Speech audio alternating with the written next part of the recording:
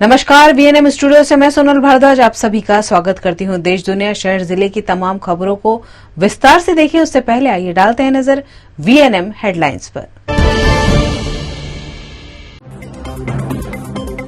RBI ने ब्याज दर में की बढ़ोतरी, सभी तरह के लोन महंगे, शेयर बाजार पर असर।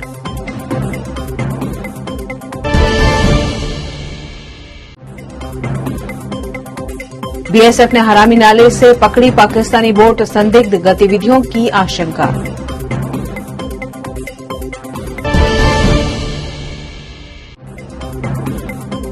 और नासिक से मिले भारतीय आश्रम के हरिहरानंद स्वामी, जमीन विवाद में मानसिक तनाव से छोड़ा आश्रम। कोरोना महामारी से उपजी स्थिति से देश के लोग जैसे तैसे निपट रहे हैं और इस बीच आरबीआई ने ब्याज दर में बढ़ोतरी कर दी है। लगातार बढ़ती महंगाई से चिंतित भारतीय रिजर्व बैंक ने रेपो रेट को 4% से बढ़ाकर 4.40 कर दिया है। यानी आपका लोन महंगा होने वाला है और आपको ज्यादा ईएमआई चुकानी होगी। 2 और 3 मई को मॉनेटरी पॉलिसी कमेटी की आपात बैठक हुई थी, जिसमें ये फैसला लिया गया है। आरबीआई गवर्नर शक्तिकांत दास ने आज बुधवार को एक प्रेस कॉन्फ्रेंस का आयोजन कर इस पर जानकारी दी। जब आरबीआई रेपो रेट घटाता है तो बैंक भी ज्यादातर समय ब्याज दरों को कम करते हैं। इसका मतलब है कि ग्राहकों को दिए जाने वाले लोन की ब्याज दरें कम होती है, साथ ही ईएमआई भी घटती है। इसी तरह जब रेपो रेट में बढ़ोतरी होती है तो ब्याज दरों में बढ़ोतरी के कारण ग्राहकों के लिए कर्ज महंगा हो जाता है। ऐसा इसलिए है क्योंकि कॉमर्शियल बैंक को केंद्रीय बैंक से उच्च कीमतों पर पैसा मिलता है, जो उन्हें दरों को बढ़ाने के लिए मजबूर करता है। आरबीआई का इस तरह से अचानक ब्याज दरें बढ़ाना बाजार के लिए काफी सरप्राइजिंग रहा। इस फैसले के बाद सेंसेक्स करीब 1300 पॉइंट गिरकर 55,700 के करीब पहुंच गया। मार्केट एक्सपर्ट अजय बग्गा ने कहा कि मार्केट के लिए काफी खराब है। आरबीआई को अचानक इस तरह का फैसला नहीं लेना चाहिए था। सीनियर इकोनॉमिक्स वृंदा जागीरदार ने कहा कि महंगाई के बढ़ने की वजह से आरबीआई को ये फैसला लेना पड़ा है। सर, ये आरबीआई ने जो ब्याज दर में बढ़ोतरी की है उसका शेयर बाजार पर काफी नेगेटिव इम्पैक्ट देखने मिला है। इसके बारे में क्या बताएंगे, इसकी वजह क्या है? वजह कुछ नहीं है, वजह सिर्फ इन्फ्लेशन है। जिस तरह से इन्फ्लेशन बढ़ रहा है और 7% क्रॉस कर चुका है। अप्रैल में जब आरबीआई की पॉलिसी आई उस टाइम पे उन्होंने एक रेट ऑफ इंटरेस्ट नहीं बढ़ाए थे और उनका जो स्टांस था वो एकोमोडेटिव ही रखा था। लेकिन उसके बाद जिस तरह से दाम बढ़े हैं तो उनके पास और कोई चारा नहीं था, क्योंकि अगली जो उसकी मीटिंग है वो जून के अंदर है और वहां तक शायद वो इंतजार करना नहीं चाहते थे। और आज शाम को फेडरल रिजर्व ऑफ अमेरिका का एक जो रेट ऑफ इंटरेस्ट है उसका एक डिसीजन आने वाला है। 2 दिन की उनकी बैठक है, वो शायद आज रात को 11 बजे as per Indian standard time हमें पता चलेगा कि वहां पे कितना रेट ऑफ इंटरेस्ट बढ़ाया है। तो शायद उन्होंने ऐसा सोचा हुआ कि 1 महीने के लिए अगर उसको जून में करेंगे तो काफी देर हो जाएगी। इसके लिए उन्होंने mid of the market, normally ऐसा नहीं करते, कभी भी मार्केट के आवर्स के बाद ही करते हैं, लेकिन आज मिड ऑफ द मार्केट का और वो भी इसी टाइम पे जब एलआईसी का इतना बड़ा आईपीओ खुला है और मार्केट में इतना बड़ा क्रैश हुआ है। सर, कैसे देखते हैं इससे? क्या ये लॉन्ग टर्म असर है कि फिर 1-2 दिन में ये सेटल डाउन होगा? मार्च 2020 का जो या अक्टूबर 2020 का जो रेट ऑफ इंटरेस्ट था 4.40, उसमें से उन्होंने कढ़ा के बिकॉज ऑफ कोविड 4% कर दिया था रेपो रेट, वो उन्होंने रिस्टोर कर दिया। यानी कि जो 10% रिवीजन किया है वो ऑलमोस्ट आफ्टर 3 इयर्स के बाद करीब अक्टूबर, ऐसे समझो कि जो रिस्टोर किया है वो वर्चुअली आफ्टर 3 इयर्स कि आरबीआई ने ऐसे रेट ऑफ इंटरेस्ट बढ़ाए हैं। और रेस्टोरेशन है जो कोविड के टाइम पे उनको मजबूरन करना पड़ा था, उसके लिए उसकी जो इफेक्ट डेफिनेटली नेगेटिव होती है, क्योंकि हर चीज महंगी हो जाती है। जितने भी हाउसिंग लोन्स है, आपके कार के लोन है, पर्सनल लोन्स है, अगर आपने किसी और वजह से अपने बिजनेस के लिए लोन ली है, सभी के अंदर ये रेट ऑफ इंटरेस्ट का hike almost with immediate effect आ जाएगा। क्योंकि उनका जो रेट ऑफ इंटरेस्ट कोई भी बैंक देती है आपको, वो फ्लोटिंग रेट ऑफ इंटरेस्ट होता है। मतलब अगर आरबीआई कम करेगी तो कम होगा, अगर वो बढ़ाएगी तो विथ इमीडिएट इफेक्ट बढ़ जाएगा। गुजरात में बीएसएफ भुज ने एक पाक फिशिंग बोट जब्त करने में सफलता हासिल की है। आज कच्छ के हरामी नाला एरिया में बॉर्डर पिलर के नजदीक गश्त कर रहे बीएसएफ भुज के गश्ती दल ने एक पाकिस्तानी मछली पकड़ने वाली नौका और 3-4 पाकिस्तानी मछुआरों को हरकत करते हुए देखा। दलदल और नालों को पैदल पार कर बीएसएफ की टीम फौरन मौके पर पहुंची। पाकिस्तानी मछुआरों ने बीएसएफ गश्ती दल को अपनी तरफ आते देखा और दलदली इलाके का फायदा उठाकर पाकिस्तानी क्षेत्र में भाग गए। बीएसएफ के गश्ती दल ने उनका पीछा किया और बॉर्डर पिलर के पास भारतीय सीमा से बिना इंजन की पाकिस्तानी मछली पकड़ने वाली नौका को जब्त कर लिया गया। जब्त नाव की गहन तलाशी ली गई और नाव से मछली पकड़ने के जाल और मछली पकड़ने के उपकरण के अलावा कुछ भी संदिग्ध नहीं मिला। इलाके की तलाशी शुरू कर दी गई है। इलाके से कुछ भी संदिग्ध बरामद नहीं हुआ है। पिछले कुछ दिनों से वडोदरा में हरिहरानंद बापू के लापता होने का मामला टॉक ऑफ द टाउन बना हुआ है।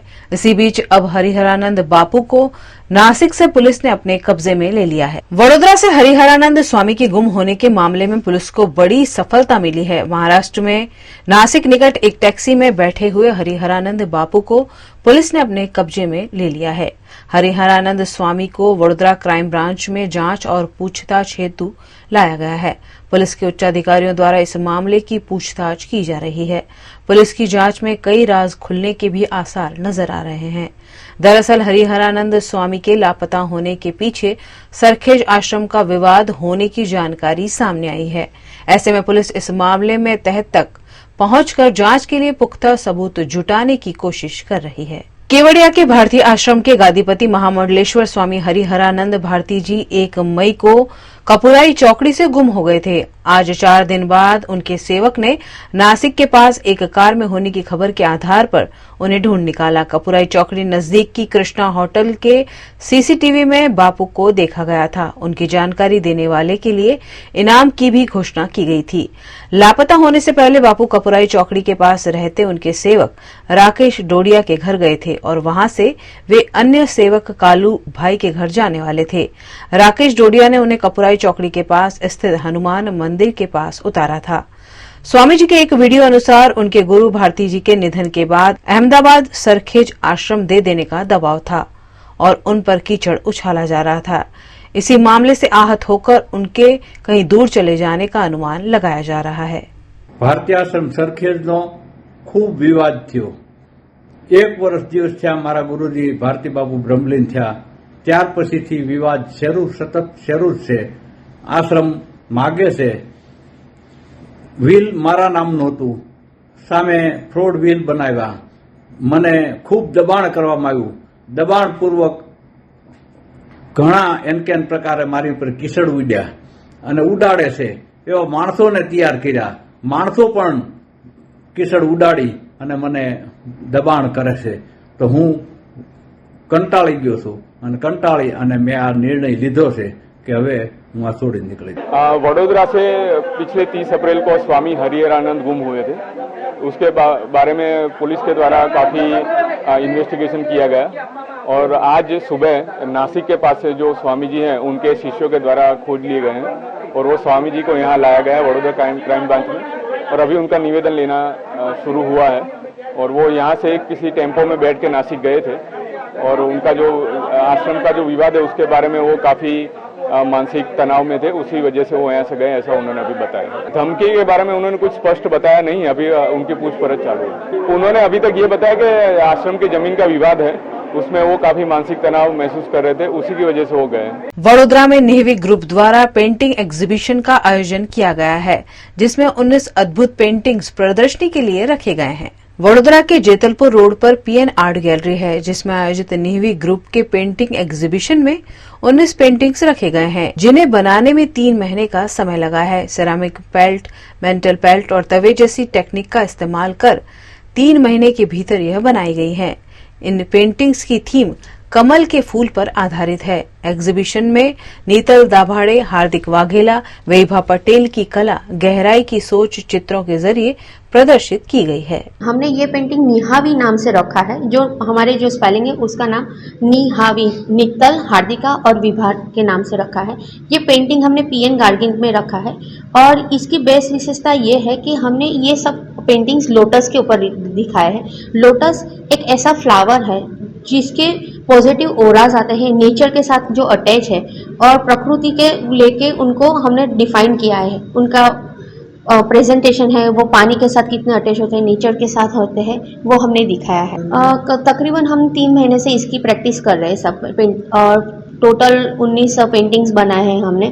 थोड़े मैं और मेरी फ्रेंड नितल दाभाड़े हम लोगों ने पेंटिंग्स बनाए हैं, और विभा पटेल है जो स्कल्पचर आर्टिस्ट है जिसने म्यूरल्स बनाए हैं, वॉल हैंगिंग म्यूरल्स, जिसके अंदर उसने तावड़ी के ऊपर मिक्स मीडिया यूज़ करके मेटल यूज़ किया है, क्ले यूज़ किया है, जिससे उसने क्रिएटिव एब्स्ट्रैक्ट फ्लावर्स बनाए हैं। कला नगरी बड़ौदा में आज निहावी ग्रुप यानी कि मित्तलबेन, हार्दिकाबेन और विभाबेन के द्वारा जो पेंटिंग और म्यूरल का जो अपने खुद के क्रिएशन का एक एग्जीबिशन रखा गया है, और अपने वडोदरा की जो कला नगरी की एक पहचान है जिसमें नवीन कलाकारों को एक माध्यम मिलता है। जैसे हमने देखा कि पीएन ज्वेलर्स ने जो ये सपोर्ट किया है और नवीन कलाकारों को अपनी जो पहचान देने के लिए स्टेज प्रोवाइड किया है, उनका भी मैं आभार व्यक्त करता हूं। मैं आम जनता को अनुरोध करता हूं कि अपने बड़ौदा के कलाकारों को ये एग्जीबिशन देखने आप जरूर आइए, और ये एग्जीबिशन में आपने हर एक पेंटिंग में हर एक आपको एक मैसेज मिलेगा। बहुत ही उम्दा मैसेज के साथ ये एग्जीबिशन रखा गया है।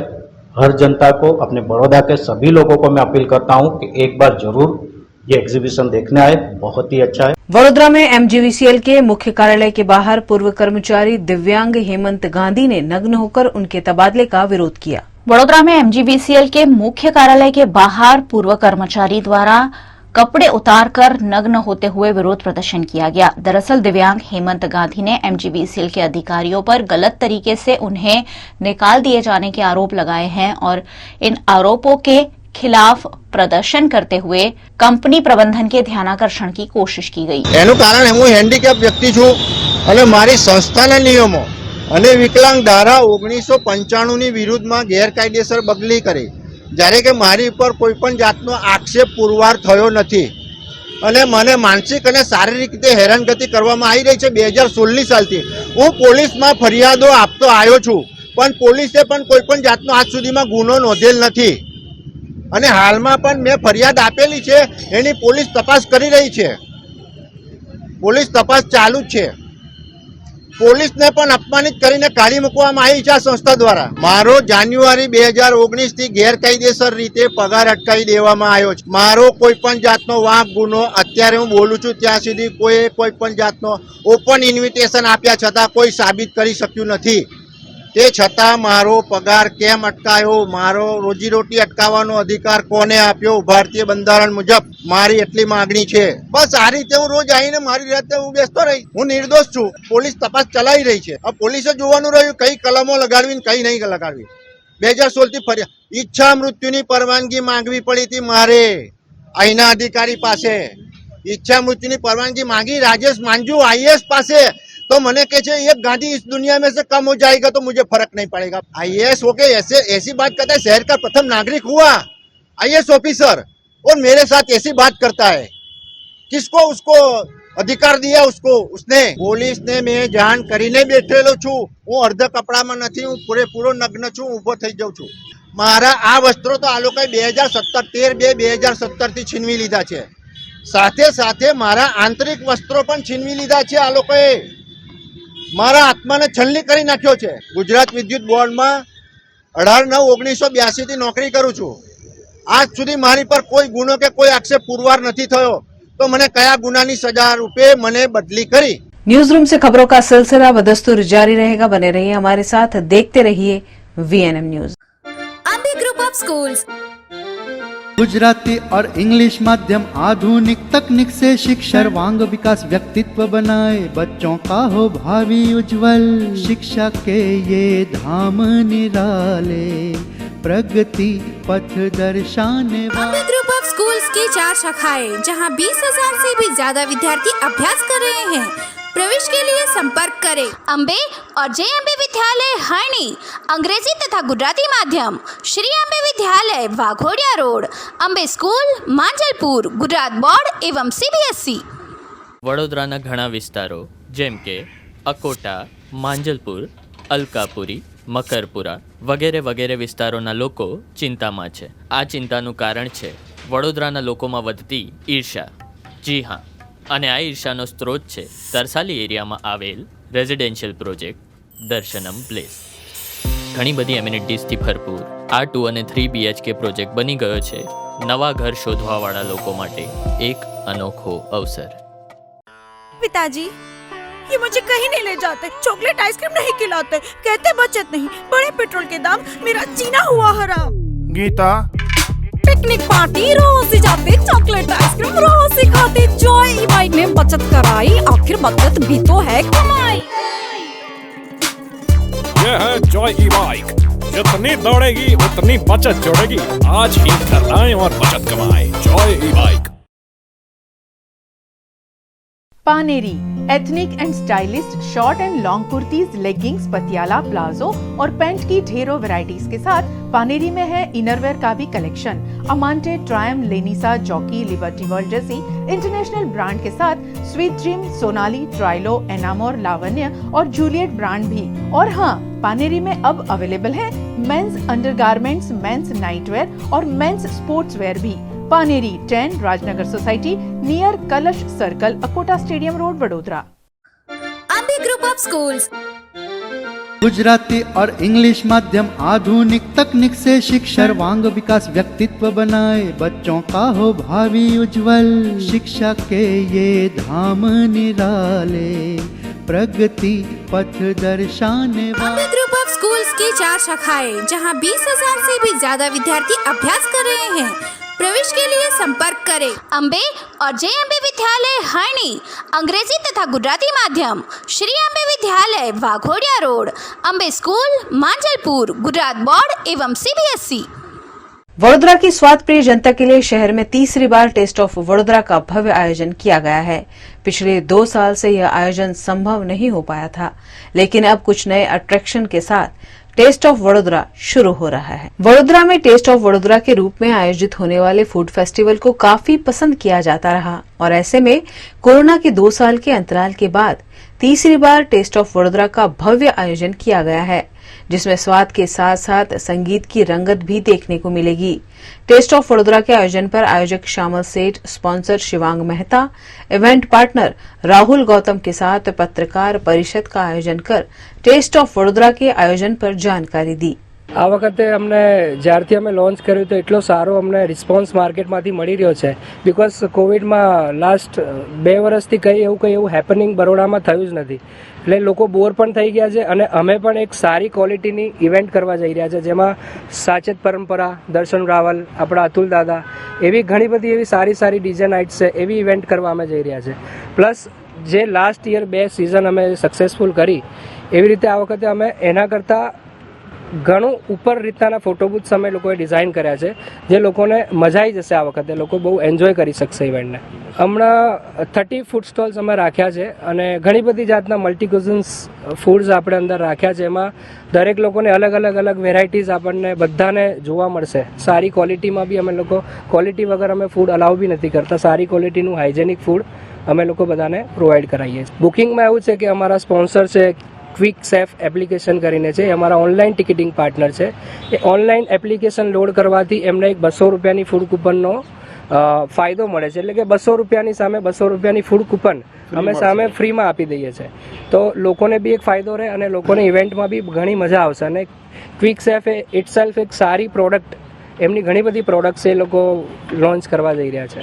હા, 29ના અમે સ્પેશિયલ IPLનું બિગ સ્ક્રીન કરેલું છે આપણે, જે ટોટલ ફૂલ સ્ક્રીનમાં આપણે લોકોને બતાવીશું। આ વર્ષે અમે લોકોએ TOV સાથે એક સરસ મજાનું એક કે એક બહુ સારું એક બુકિંગ પાર્ટનર તરીકેનું એક એમની સાથે એસોસિએશન કર્યું છે, કે જેમાં જનતાને, પબ્લિકને 200 રૂપિયાની ટિકિટ લઈ અને 200 રૂપિયાનું ફૂડ આપણે ફ્રી આપી રહ્યા છે। એટલે એમ કહેવાય કે ભાઈ it is a free entry, which is એ બહુ મોટો એક USP થઈ જશે। અને એઝ વી નો કે ઓફલાઈન બુકિંગની લાઈન ને આ બધાના પ્રોબ્લેમ્સથી આપણે જે ઓનલાઈન બુકિંગ કરીશું તો વિલ ગેટ અ મોર એનું એ પણ મળશે આપણને સારું એવું। Quick chef is basically we are into manufacturing of frozen foods and ready to it products, કે જેને તમે પોતે બી ઘરે 10 મિનિટમાં ગરમ કરીને બનાવીને ખાઈ શકો છો। એની માટે કોઈ કુક કે કોઈ એવા સ્પેસિફિક શેફની જરૂર નથી હોતી તમને। So basically it is a QSR, quick service રેસ્ટોરન્ટમાં છે અમે, અને અત્યારે અમારા પોતાના 10 આઉટલેટ છે ગુજરાત અને મહારાષ્ટ્રમાં થઈને અને આવતા 1 મહિનામાં we are coming up with another 50 outlets in Gujarat. That is our vision. VNM TV पर अब वक्त है राष्ट्रीय अंतर्राष्ट्रीय खबरों का, तो आइए जानते हैं देश दुनिया की बड़ी खबरें।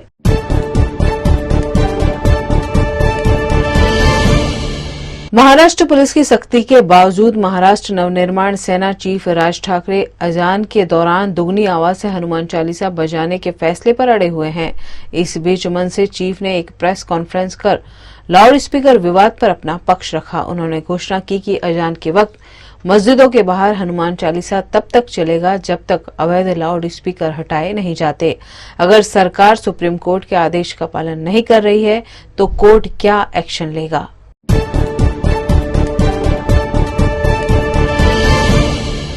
LIC IPO को बुधवार को खुलते ही बम्पर ओपनिंग मिली। देश का अब तक का सबसे बड़ा IPO सुबह 10 बजे सब्सक्रिप्शन के लिए खुला और यह महज 3 घंटे में ही 41% सब्सक्राइब हो गया। पॉलिसी होल्डर्स के लिए रिजर्व किया गया हिस्सा ओवर सब्सक्राइब हो गया। इसका मतलब है कि इस कोटे के तहत 1.39 गुना बोली लगाई जा चुकी है। 16,20,78,067 शेयर बिक्री के लिए रखे गए हैं। अब तक 5 करोड़ से ज्यादा शेयर्स के लिए बोली मिल चुकी है। कर्मचारियों के लिए रिजर्व हिस्से में से 71% और रिटेल निवेशकों का 43% हिस्सा सब्सक्राइब हो चुका है। निवेशकों को 9 मई तक पैसा लगाने का मौका मिलेगा।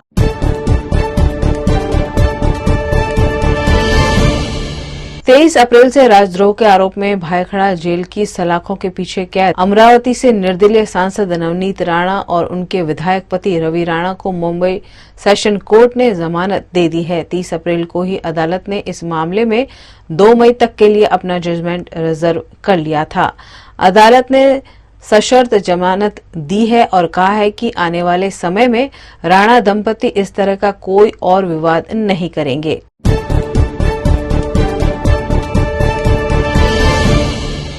लगातार बढ़ती महंगाई को देखते हुए भारतीय रिजर्व बैंक ने रेपो रेट को 4% बढ़ाकर 4.40% कर दिया है। यानी आपकी EMI और लोन महंगा होने वाले हैं। 2 और 3 मई को मॉनेटरी पॉलिसी कमेटी की आपात बैठक हुई थी जिसमें ये फैसला लिया गया है। RBI गवर्नर शक्तिकांत दास ने बुधवार को एक प्रेस कॉन्फ्रेंस में ये जानकारी दी। मॉनेटरी पॉलिसी की मीटिंग हर 2 महीने में होती है। इस वित्त वर्ष के पहली बैठक पिछले महीने 6 से 8 अप्रैल को हुई थी। अगली बैठक जून में होनी है।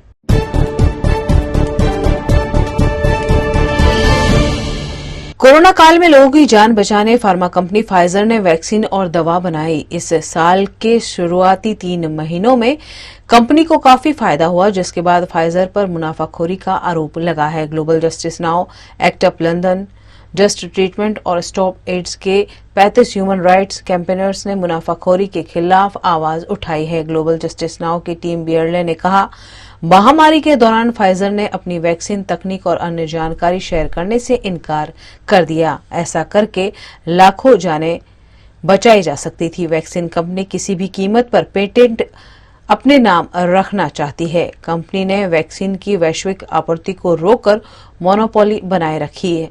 फाइजर के लिए लोगों की जान से ज्यादा प्रॉफिट मायने रखता है।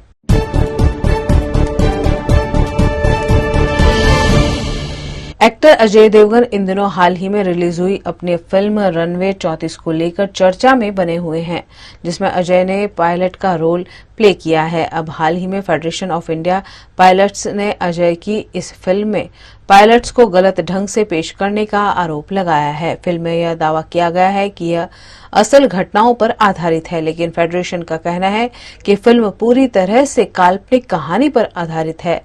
फिल्म को लेकर दावा किया गया है कि यह 2015 में दोहा से कोच्चि आ रही फ्लाइट के क्रैश लैंडिंग की असली कहानी पर आधारित है। मौसम खराब होने और विजिबिलिटी लो होने के कारण विमान दुर्घटनाग्रस्त हो गया था और इसमें कई यात्रियों की मृत्यु हो गई थी, लेकिन पायलट फेडरेशन का कहना है कि फिल्म में जो दिखाया गया है वह सच्चाई से कोसों दूर है।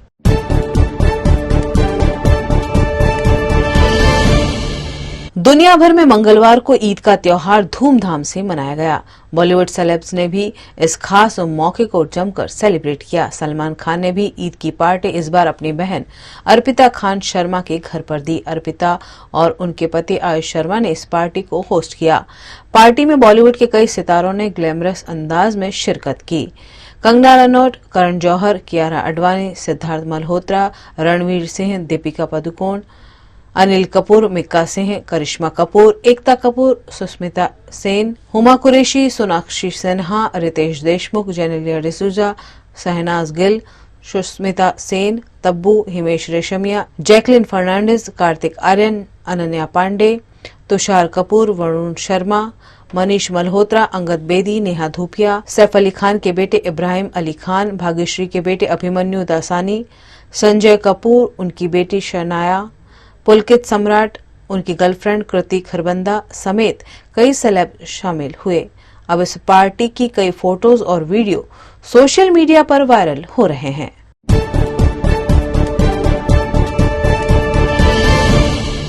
सुरेंद्रनगर जिले के सायला क्षेत्र के सेजकपर में अक्षय तृतीया का त्योहार अनोखे रूप से मनाया जाता है। यूं तो किसी भी शुभ कार्य के लिए अक्षय तृतीया का दिन अपने आप में एक शुभ मुहूर्त होता है। पूरा दिन कुछ भी शुभ कार्य किया जा सकता है। सुरेंद्रनगर जिले के सायला क्षेत्र के सेजकपर में स्वाध्याय परिवार द्वारा गांव के लोगों के सहकार से योगेश्वर कृषि का मुहूर्त अक्षय तृतीया के दिन किया जाता है। सुबह ग्रामीण खेती के साधनों के साथ गांव के ठाकर मंदिर में एकत्रित होते हैं। यहीं से स्वाध्याय परिवार के साथ ट्रैक्टर में योगेश्वर भगवान की तस्वीर रखकर भावगीत गाते हुए योगेश्वर कृषि स्थल पर पहुंचते हैं, जहां किसान दंपति धरती का पूजन कर खेती का मुहूर्त करते हैं। वडोदरा में काफी हद तक फैले हुए ड्रग्स के रैकेट के ताने बाने जोड़ने में पुलिस पिछले कई दिनों से लगी हुई है। इस मामले ड्रग्स के सप्लायर्स के साथ साथ ड्रग्स लेने वालों की भी जांच की जा रही है। वडोदरा में सुचारू रूप से ड्रग्स का रैकेट चलाने वाले लोगों को उजागर कर पूछताछ करते हुए पुलिस इस पूरे नेटवर्क का पर्दाफाश करने की कोशिश में लगी हुई है। वडोदरा में पिछले दिनों बड़ी मात्रा में एमडी ड्रग्स का जत्था पकड़ा गया था और ड्रग्स सप्लायर मोहम्मद यूसुफ की पूछताछ इन दिनों चल रही है। ड्रग्स का मुख्य सप्लायर वसीम मुंबई से बिलोंग करता है और वहां उसे पकड़ने गई पुलिस को चकमा देकर वसीम फरार हो गया है। ऐसे में वडोदरा पुलिस को खाली हाथ वापस लौटना पड़ा है। वसीम मुंबई से अपने पिता मकराणी को एमडी ड्रग्स वडोदरा भेजता था और वहीं से ड्रग्स लेने वाले लोगों को ड्रग्स का सप्लाई किया जाता था। पुलिस ने ड्रग्स लेने वाले लोगों की भी जांच की है और जो भी लोग ड्रग्स लेते थे उन पर भी कार्रवाई की जा रही है। मकराणी वडोदरा और आसपास के इलाकों में लोगों को ड्रग्स देता था और कई लोग मकराणी के ग्राहक थे। इन सभी की जांच पुलिस इन दिनों कर रही है। एसओजी टीम द्वारा 7 लाख से ज्यादा का एमडी ड्रग्स पिछले दिनों पकड़ा गया था और इस मामले गिरफ्तार 2 आरोपियों के रिमांड पूरे होने पर अब उन्हें जेल में धकेल दिया गया है। गुजरात के भावनगर शहर में स्थापना दिवस के 299 वर्ष पूरे होने पर भव्य कार्निवल के आयोजन के तहत सुंदर कार्यक्रमों के आयोजन किए गए हैं। देश की अखंडता में अपना राज्य सबसे पहले अर्पण करने वाले गोहिलवाड़ राज्यों का नाम इतिहास में हमेशा के लिए अमर हो गया है। भावनगर के महाराजा भाव सिंह जी द्वारा आखातीज के दिन शहर में तोरण बांधे गए थे। ऐसे में इस दिवस को भावनगर के स्थापना दिवस के रूप में मनाया जाता है। भावनगर की स्थापना के 299 वर्ष पूरे होकर 300वें वर्ष में मंगल प्रवेश हुआ है। इस मौके पर भावनगर में भव्य कार्निवल का आयोजन किया गया है। 2 से 4 मई तक आयोजित कार्निवल में प्रसिद्ध कलाकार अपनी प्रस्तुति से लोगों का मनोरंजन कर रहे हैं। कार्निवल का उद्घाटन गुजरात राज्य के राज्यपाल आचार्य देवव्रत के हाथों किया गया। इस मौके पर पार्थिव गोहिल, किंजल दवे, साई राम दवे समेत के लोक गायकों ने खूब समा बांधा। कार्यक्रम में भावनगर के विधायक और गुजरात के शिक्षा मंत्री जीतू वाघानी भी शामिल हुए। गुजरात के भावनगर शहर में 299वें स्थापना दिवस के मौके पर भावनगर जन्मोत्सव कमेटी द्वारा आयोजित कार्निवल में दूसरे दिन गुजरात राज्य के मुख्यमंत्री भूपेंद्र पटेल भी शामिल हुए। उन्होंने गंगा जलिया तालाब में महाराजा साहेब की समाधि पर पुष्पांजलि अर्पित करते हुए उन्हें याद किया। इस मौके पर भव्य तिरंगा यात्रा का भी आयोजन किया गया। वीएनएम टीवी की खबरें अब आप यूट्यूब, फेसबुक, इंस्टाग्राम के अलावा ओटीटी प्लेटफॉर्म्स पर भी देख सकते हैं। Daily Hunt, Jio tag, Vodafone TV, Rock TV, Joy TV पर 24 घंटे वीएनएम टीवी आपके लिए उपलब्ध है। तो देखते रहिए VNM TV। आज के लिए बस इतना ही। कल नई खबरों के साथ फिर हाजिर होंगे। तब तक के लिए हमें दीजिए इजाजत। नमस्कार।